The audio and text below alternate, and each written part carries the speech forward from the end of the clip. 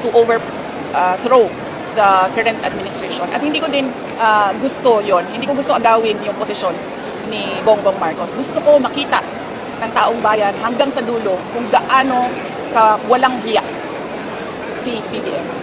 Hindi ko gusto agawin yung posisyon ni Bongbong Marcos. Gusto ko makita ng taong bayan hanggang sa dulo kung gaano ka walang hiya si BBM. Vice, meron panawagan na yung mga military officers at saka ibang mga grupo na pangunahan na daw yung people power.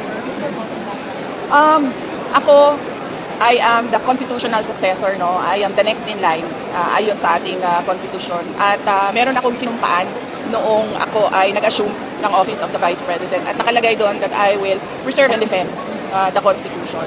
So, wala sa aking mga kamay ang pagsasagawa ng extra constitutional means, no, to overthrow the current administration. At hindi ko din gusto yon. Hindi ko gusto agawin yung posisyon ni Bongbong Marcos. Gusto ko makita ng taong bayan hanggang sa dulo kung gaano ka walang hiya si BBM.